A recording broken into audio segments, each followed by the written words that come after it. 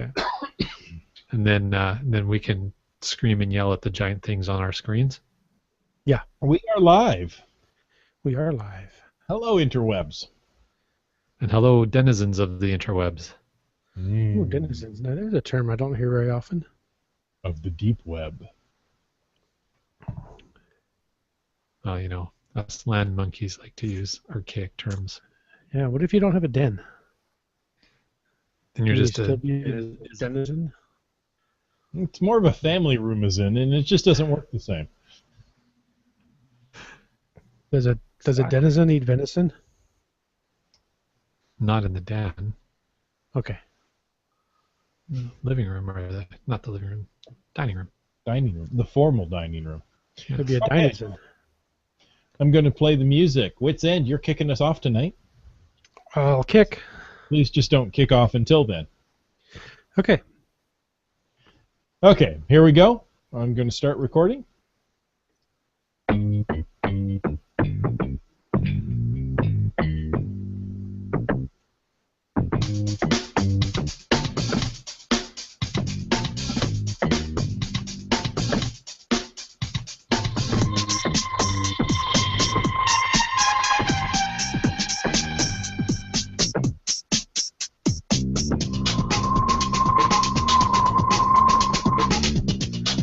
Oh, welcome to Caching in the Northwest, a podcast dedicated to geocaching in the great Pacific Northwest. We'll talk about caches and caches unique to this little corner of the country, so pack your caching kit to survive. It's time to go caching in the Northwest. Speaking of survival, Caching in Yes. the West presents our very own ambassador of caching safety. Some say he's part marsupial, and others say it's just big pockets. All we know is he's called Land Monkey. Well, you know what they say about monkeys with big pockets. Hmm. No, Tonight, we have a great interview with Alan McMorty of North Shore Rescue, teaching you how to prepare to survive in the backcountry. And we're going to share some awesome news from geocaching.com that pertains to every geocacher in the Northwest. And beyond, probably, huh? And beyond. Geocaching.com. It's a busy week and a big show today. There's a bunch of great content tonight. So, Land Monkey, tell us a bit more about Alan and the North Shore Rescue, how you got this whole interview thing. We teased it last week, but tell us more. Absolutely. So last night, which was Wednesday, February 25th, Metrovan Geocachers and North Shore Rescue co-hosted an event at the place they call the Embassy. That's in North Vancouver, and that's the headquarters building for North Shore Rescue, which is an amazing facility that's been put together for one of the most active search and rescue groups in Canada. Alan led the session and provided an hour or more of amazing content and Q&A for all the geocachers in attendance. It was really information that will save someone's life, or even better, prevent them from needing saving. So, fantastic session. Great questions from the geocachers who were there. And after the session, Alan was kind enough to record an interview for our listeners with some special content that wasn't shared during the presentation. So if you were there at the event last night, thanks for coming and watching and listening to the show. And you'll even pick up some stuff that wasn't even shared last night. Well, Land Monkey, thank you so much for doing this. You know, we've got so much content packed into the show. We're going to be tight on time, so let's jump right into this first part of the interview with Alan. Hey, geocachers, it's the Land Monkey, and I'm here at North Shore Search and Rescue with Alan. And just wanted to ask you a few questions, if you don't mind. Certainly. Awesome. So the first question we have is, what is the mission or the purpose of the North Shore Search and Rescue? Well, our main purpose is land search and rescue. The North Shore Mountains are a terrific recreational area. People get in trouble, people get lost. So the main mission is the land search and rescue. We have a secondary mission or purpose, and that is education, to let people know how to be safe in the woods and how to take care of themselves if they do get lost or injured. So we we do a lot of public education with kids and adults like tonight. Fantastic. And tonight's been amazing. I think, speaking for myself, we've learned a huge amount, and hopefully we'll key in on some of that through our questions here and be able to help our listeners learn a little bit more. But before we get into that, Alan, can you maybe tell us a little bit more about you? What's your role with North Shore Rescue, and how did you get involved? I am a search manager, and what that means is we're a smaller group within the team that has taken training and are authorized to spend money, the provincial emergency program money, on a search. So it has to be a search manager attached to every search, and we've taken courses and we're authorized to run searches in the province of British Columbia. There's 9 of us on the team now. But before that, I was just the normal run-of-the-mill searcher. We really have two. Everybody's a searcher or everybody's a rescuer, and then some of us just have that added responsibility of being a search manager. There aren't a whole bunch of different roles. It's just really one role. I got involved 36 years ago when I was interested in doing first aid work. I had been a member of the St. John Ambulance Brigade when I was in university, and then got back to North Vancouver and realized that I wanted to take that first aid knowledge and combine it with my love of the outdoors and go out hiking. So at that time, the North Shore Rescue Team was a small group and had been going for about 15 years at that point. It started out as a back in the Cold War, where you had civil defense teams, and they were trained on getting people out of collapsed buildings after the atomic bomb and things like that. That they had, the team actually owned Geiger counters. Wow. Or so that they could go in and check for radiation. We've since progressed from that and doing something that's a little more needed in the community, and that's the mountain search and rescue. That's fantastic. That's a great bit of history. Maybe you can tell us a little bit about tonight's event, Alan, and how is the North Shore Rescue? I have to stop saying search and rescue. I have that ingrained in my brain for some reason. But North Shore Rescue, how are they connected with the local geocaching community? How did this event come about? Yeah, and just before I answer that, Sure. It is interesting. Our traditional name has been NSR, North Shore Rescue. Okay. And more recently, people refer to these groups as SAR groups. Right. So it's kind of a new term that's come along after we got established. Oh, okay. And we just never changed our name. So everybody else is Ridge Meadows SAR, Search and Right. Rescue. That all these people are a SAR team.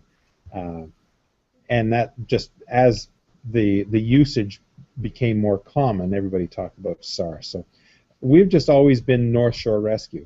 Back then, they didn't have as many people named as SAR groups, but that's become that. So we should probably adapt. But yeah, a lot of people just refer to us as North Shore SAR. But yes, it's just our traditional name from 50 years, because we're celebrating 50 years in existence this year.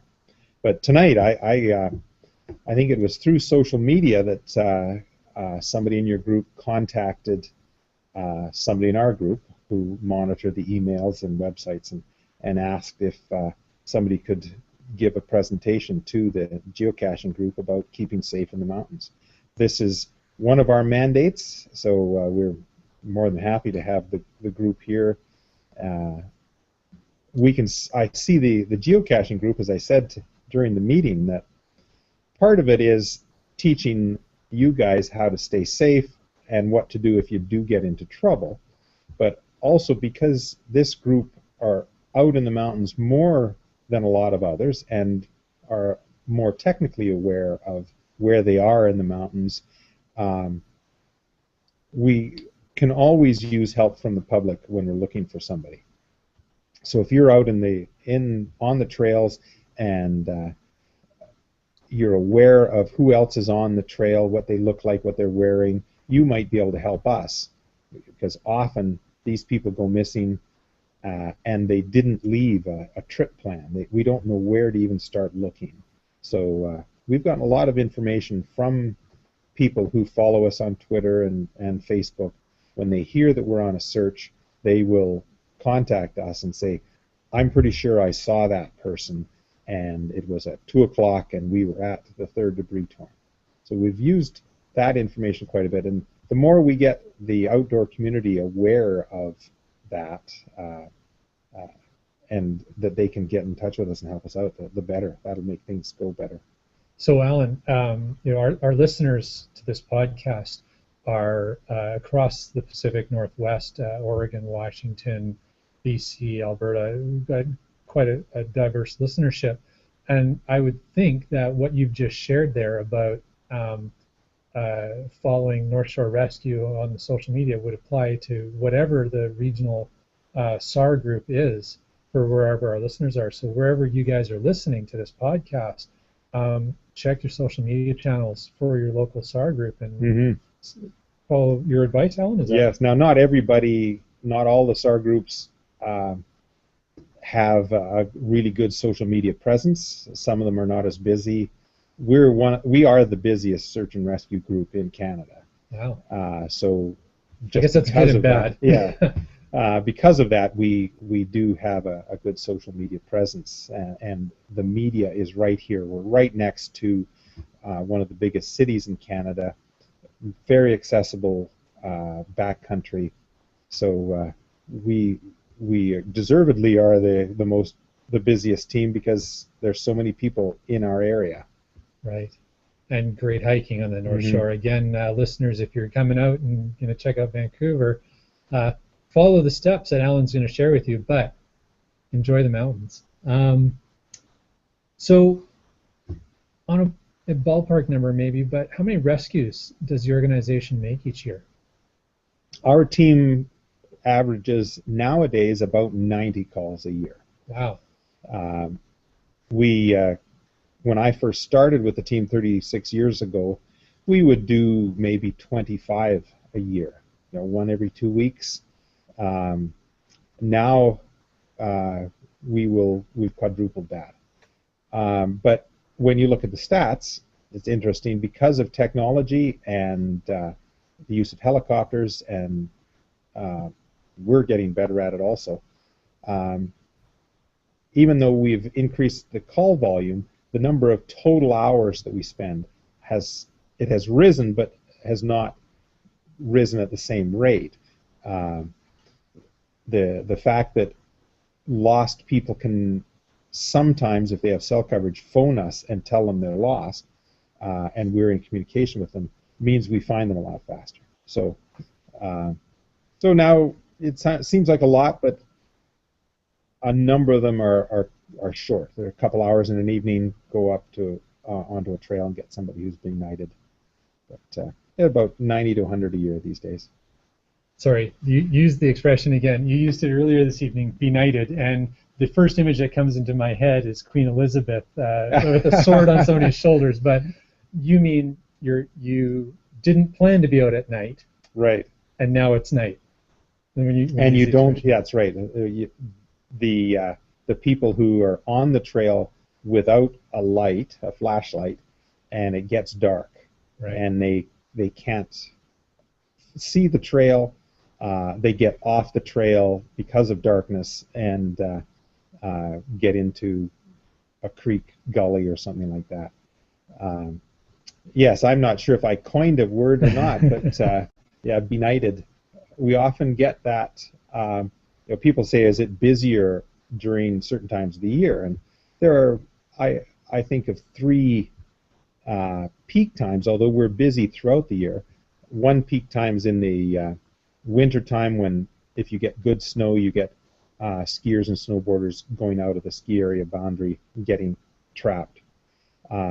Then you get to the springtime, when people are hiking up in the mountains don't realize that there's still snow up there, and they slip on the hard spring snow and slip and fall, slide down a slope and crash into a tree or go over a cliff.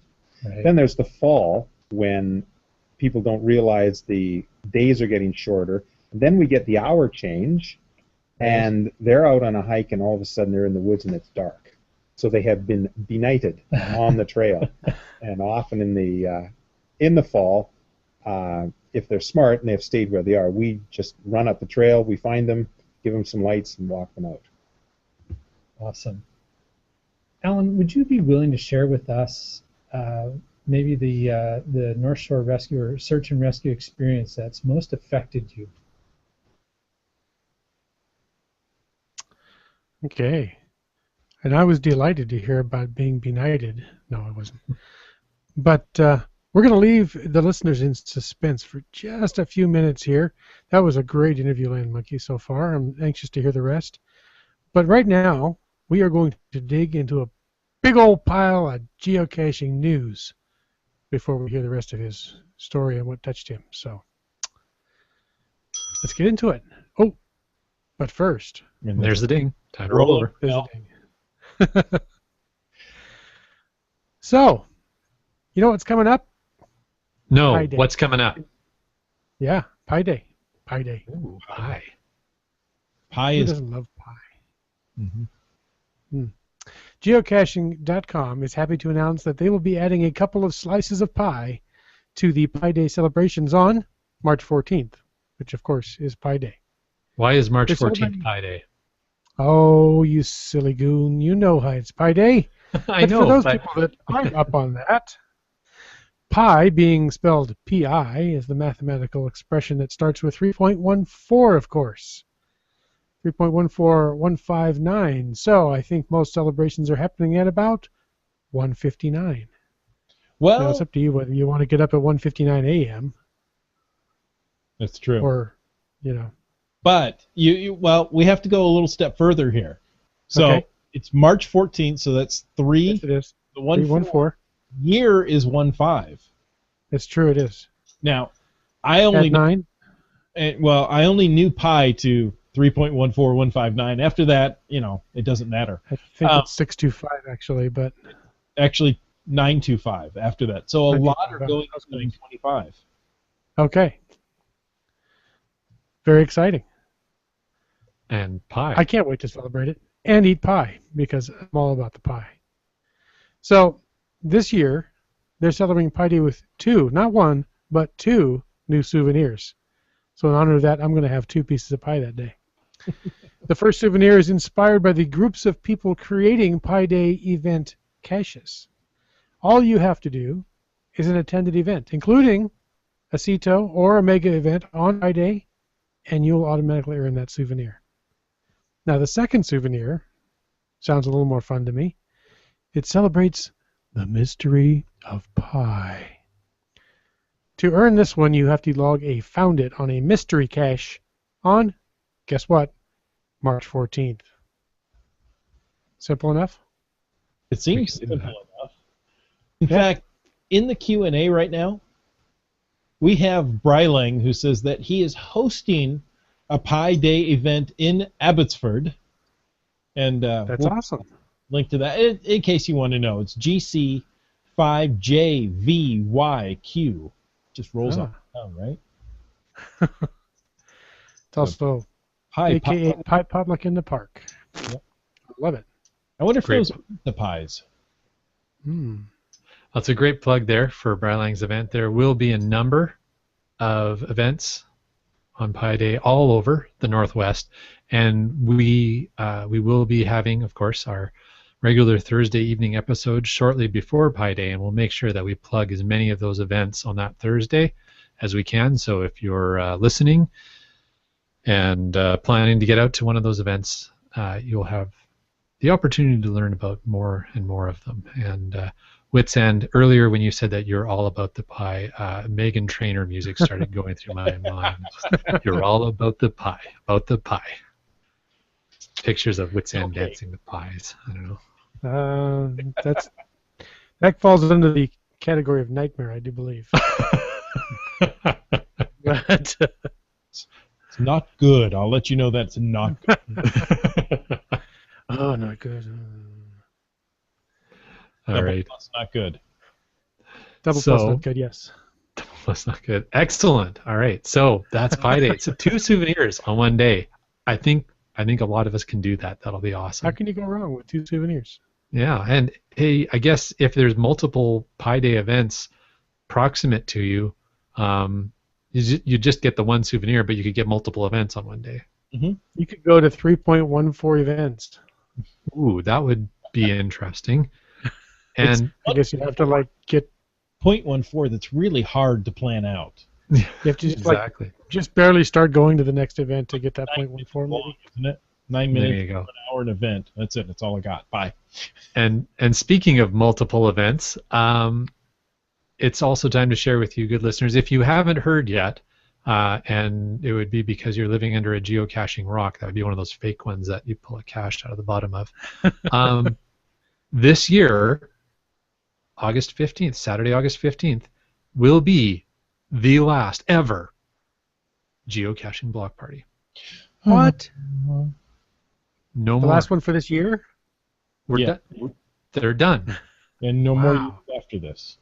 Caching in the NorthWest showed up, had a booth this past year, and geocaching.com said, that's it. We're done. We're not going to keep doing this. No, actually, we've had a booth every year. Every year. Every Like year? Really? Save the first one.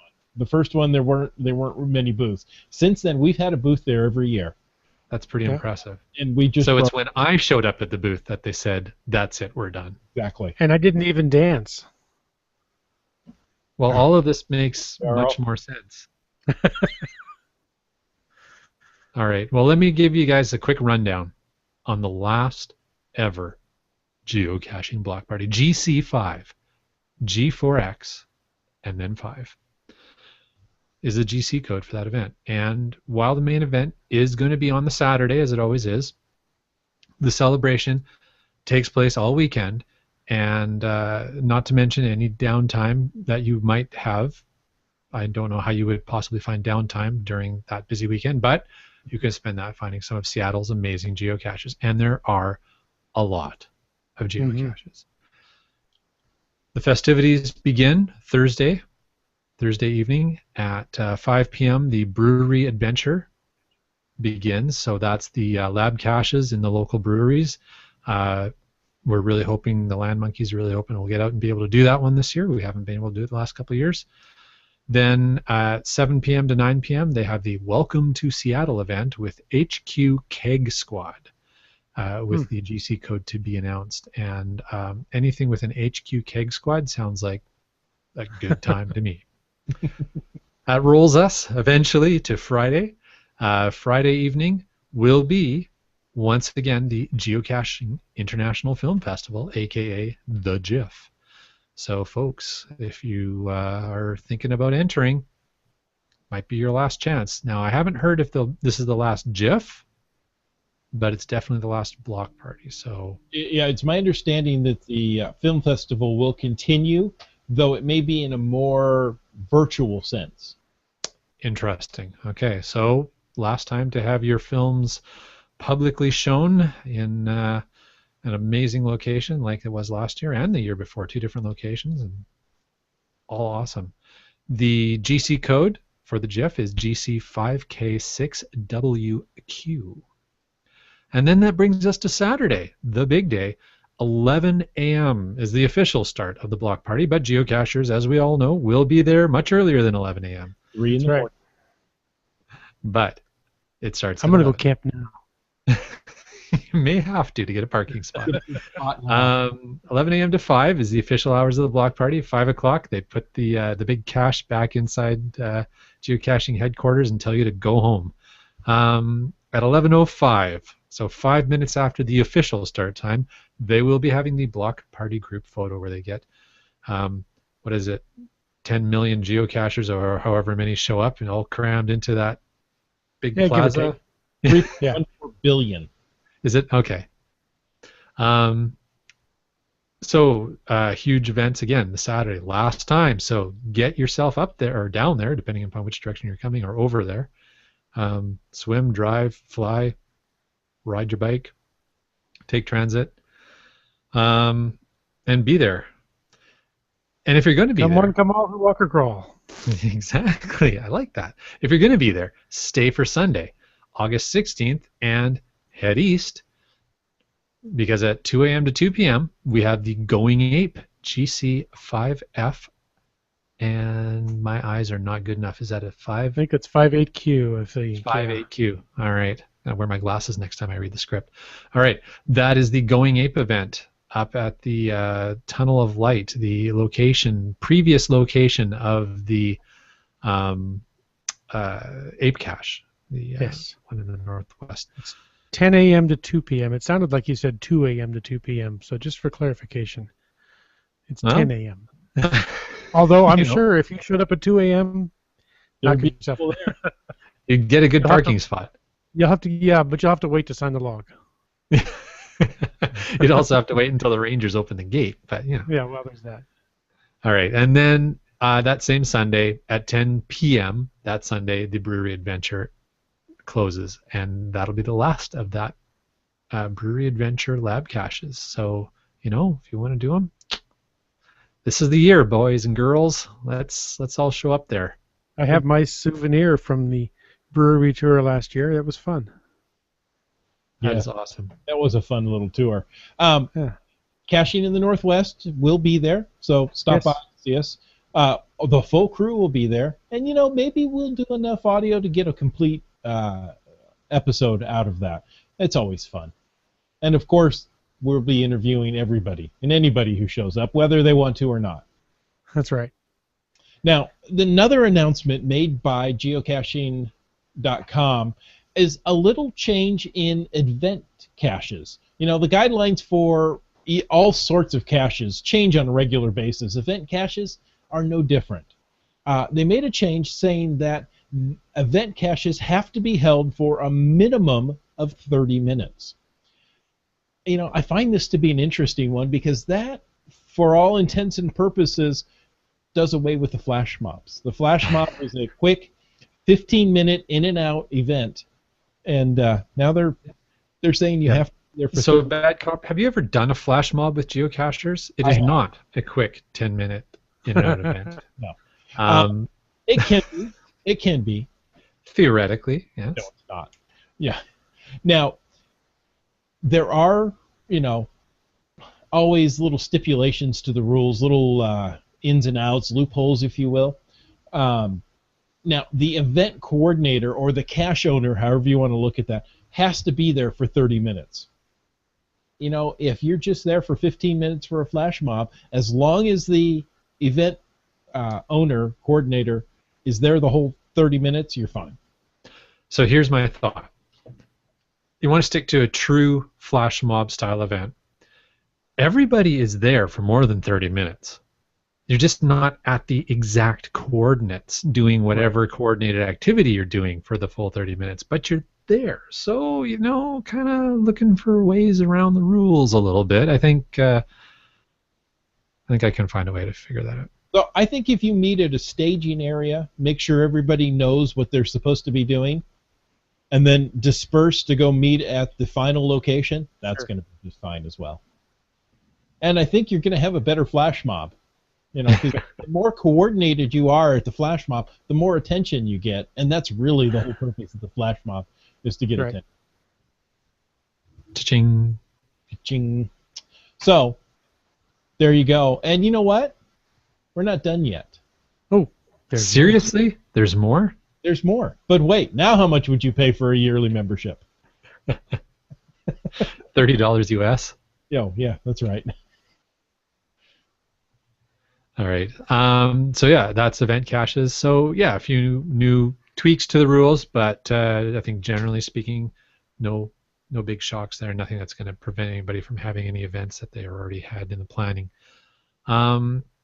So hey, finally, if you are on the lookout for even more souvenirs, because you can never have enough geocaching souvenirs, be sure to plan to earn the Ceto souvenir on April 25 or April 26, and be on the lookout for special souvenirs you can earn to celebrate the 15 years of geocaching.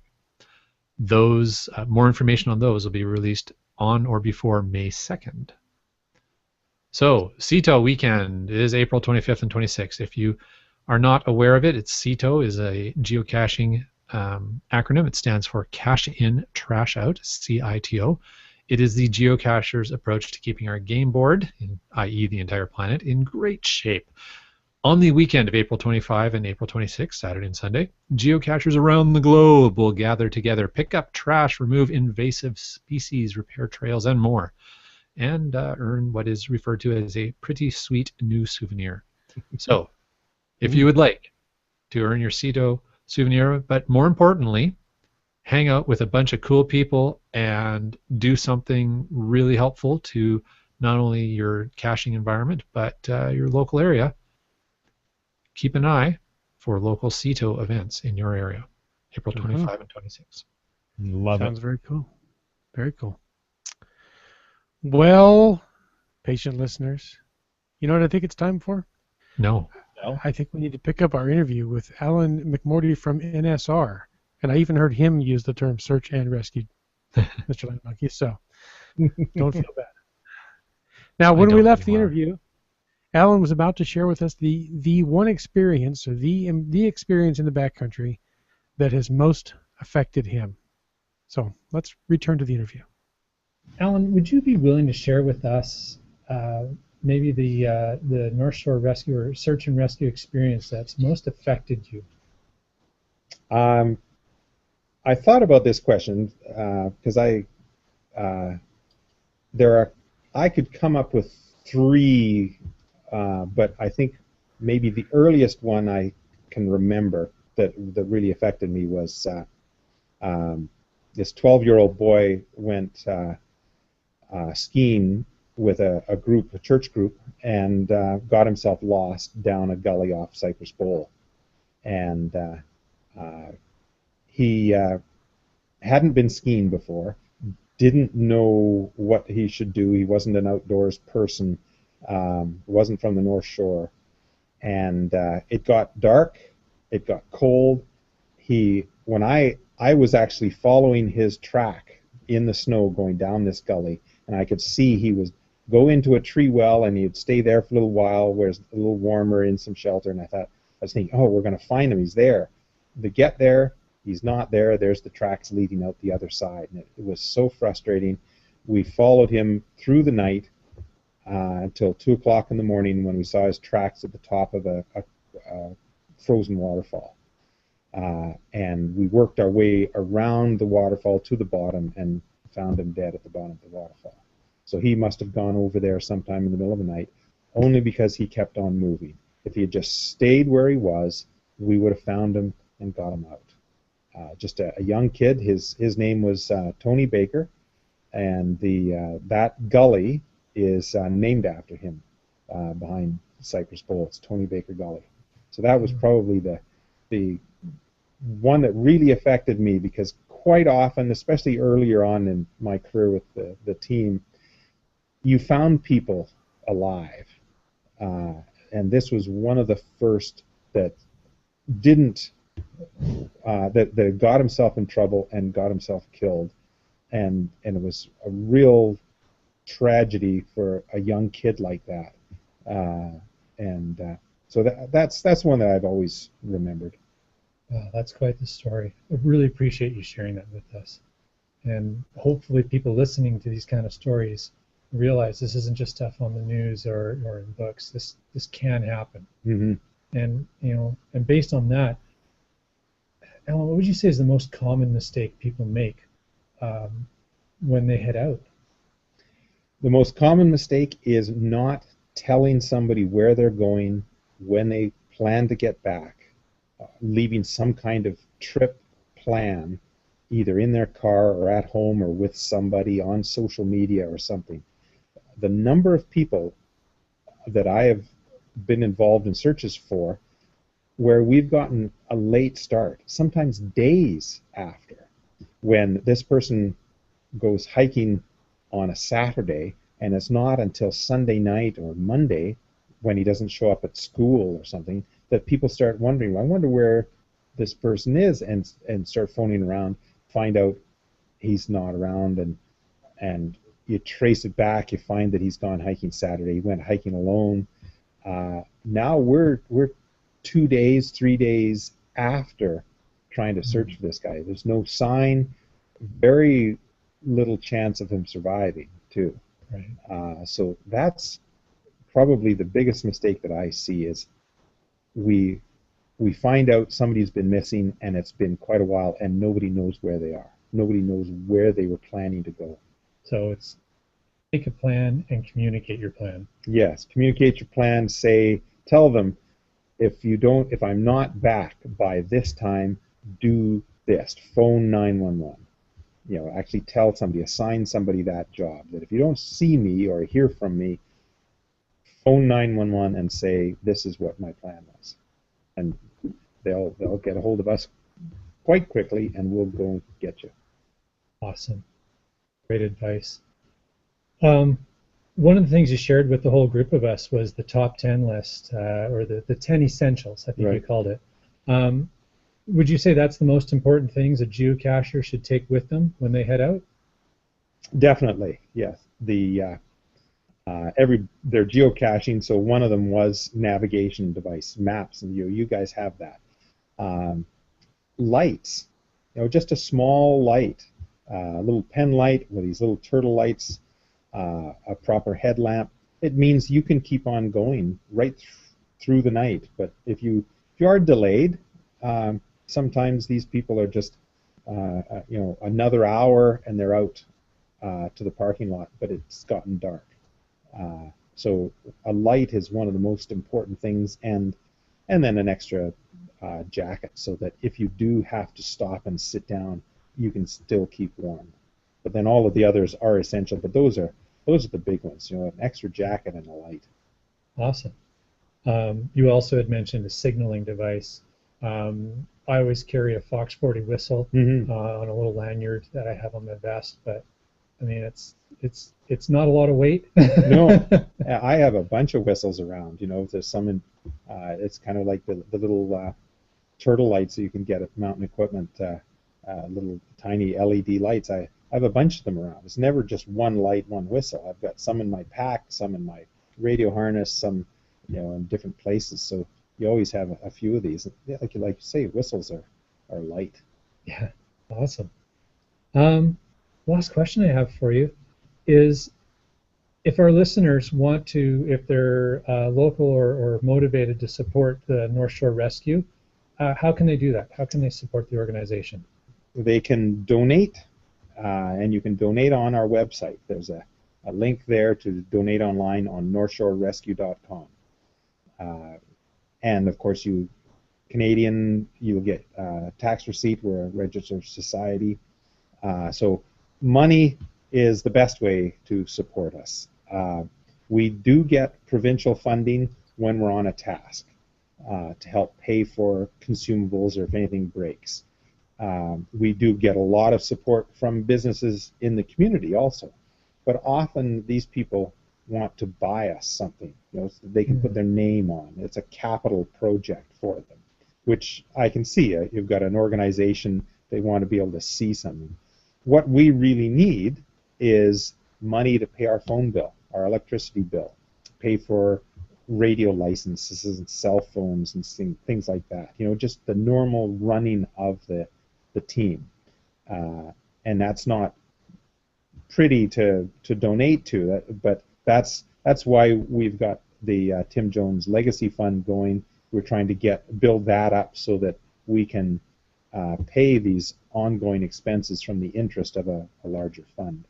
But those are the kind of donations that we need, and we do get great support from the public, but that's how they can help us.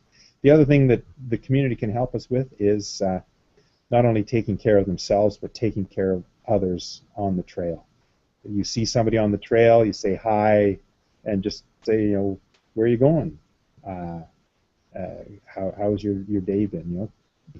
And then you might be able to get a bit of information that you can then relay to us, if one of those people goes missing. Wow, hadn't even considered that. That's great.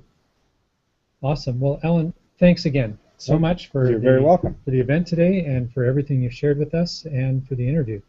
And all the best. We hope you have a very quiet spring. Yes, well, thank you.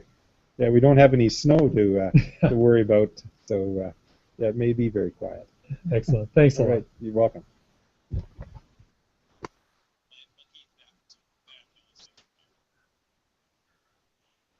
That was great. Am There I not hearing the bad cop? Hey, Let me say something now. hey, I can hear you this Try time. again.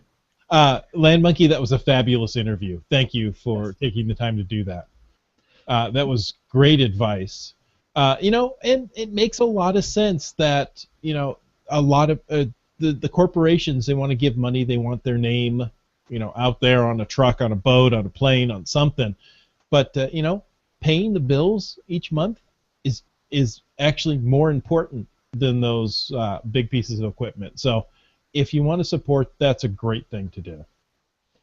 Absolutely. So thank you very much, guys. And I really can take very little credit other than being there. First of all, a huge kudos out to Catapult Jeff, who from the geocaching side organized this event. This has been his baby for a couple of years. He's wanted to do this. And he was able to team up, as Alan said, with a couple of the folks from NSR and get this together.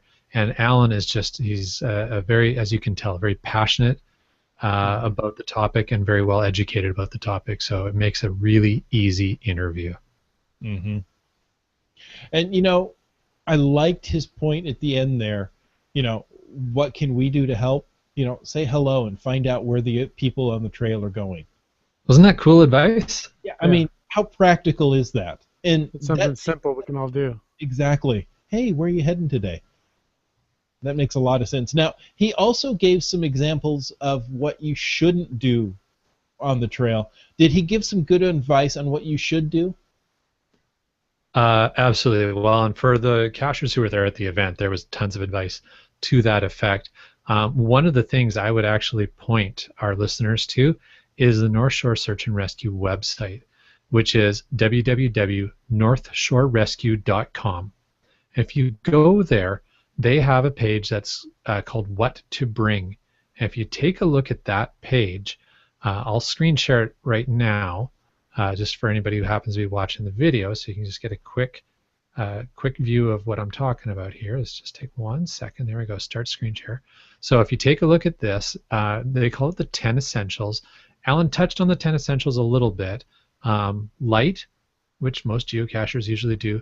Something we don't always do is a whistle or some sort of signaling device. Easy to do. Fire starter, extra clothes. A couple of really interesting things that came up on the extra clothes piece. A simple rule that Alan gave us was always bring one more layer than you think you need, which was great.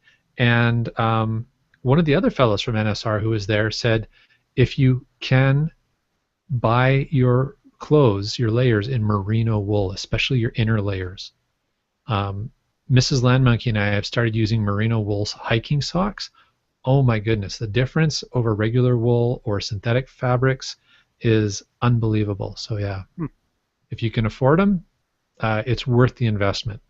A pocket knife, some form of shelter, which can even just be a large orange plastic bag. Orange because it's highly visible. Right. And not a really occurring color. Yeah, there you go. Water, and bring Gatorade crystals if you can, because they just give you that little boost of energy and well, it's not really nutrition, but the minerals that your body needs. Mm-hmm. Yeah. The salts and minerals, exactly. And some food, first aid, navigation, which you probably are bringing if you're a geocacher, and some form of communications, most likely a cell phone. It's not always going to work, but it's going to be at least something. So that's the 10 essentials. Definitely worth considering, and just go check out that page, folks. Take a look at that. Two of the other things that Alan said to do, he mentioned in the interview, tell somebody what you're doing. Have a plan. It doesn't need to be like this formal sheet, multiple pages of here's all the waypoints I'm going to, but just say, I'm going on this trail. I'm going at this time. This is when I plan to be back. And here's the action to take if I'm not back in a reasonable time. And for us geocachers, hey, just let somebody know what geocache or geocaches you're going after, because that can really help the search and rescue groups narrow down the search. Yeah. That was great. And it's interesting that I think I have about half of those items on the 10 essentials list in my everyday bag. So, Awesome. Way to go. so it pays to be prepared.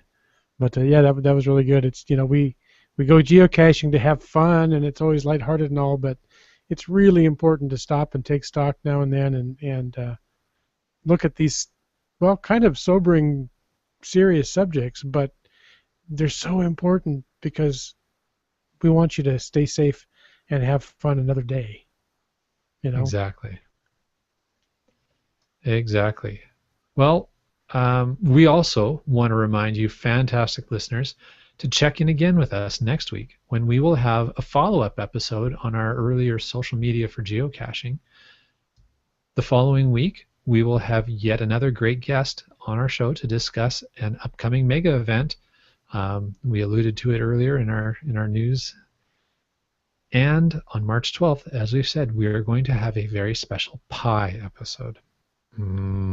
Pie.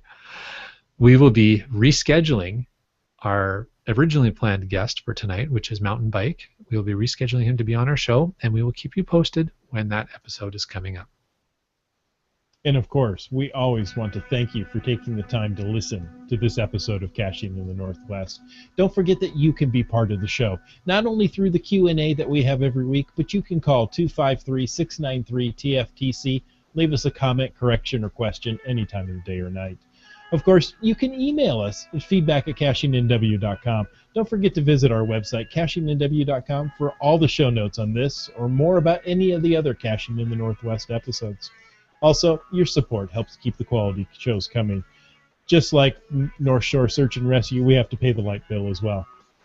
If you like the show, please click the link at the PayPal button on the website. This show's licensed under a Creative Commons Attributions 3.0 license, copyright 2015 by Chris Umfenauer. Good night, folks. Night. Be safe out there. Thanks for joining us. 73. Oh, I don't know if I got the 73 in before I canceled the recording. That's okay. Brylang has some great things here in the Q&A that I had hoped we could get to. The 10 essentials should be in everyone's pack if you head more than half a kilometer from the car. So that seems like a good measurement to use. And he's got another one of why cotton kills. And I don't think we're talking the plant killing. No, but cotton is so comfortable. We love to wear it. But when we're out hiking, when we're out in the environment, really not a good material. When it gets wet, it's worthless.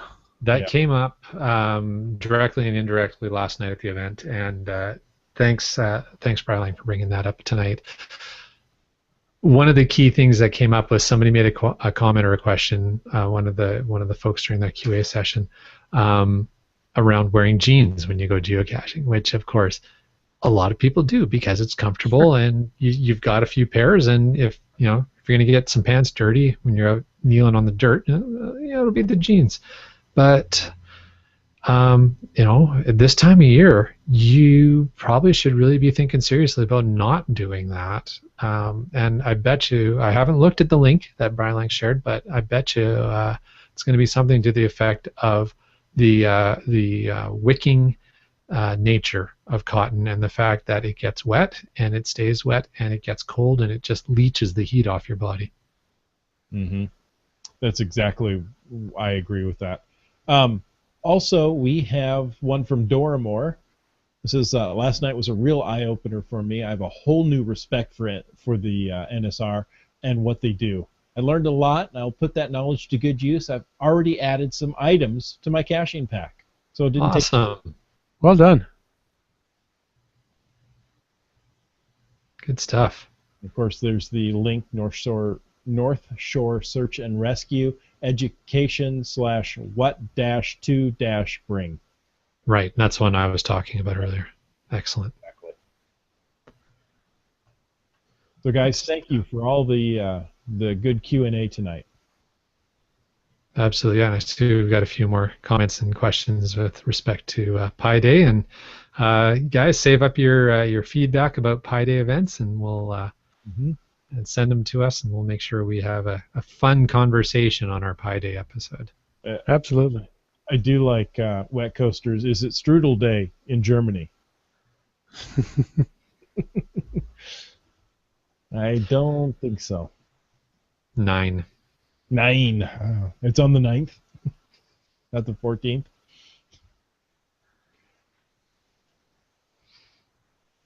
Yeah, okay, well, this episode, we're done apparently. This episode went a little longer than normal, so thank you all for sticking in.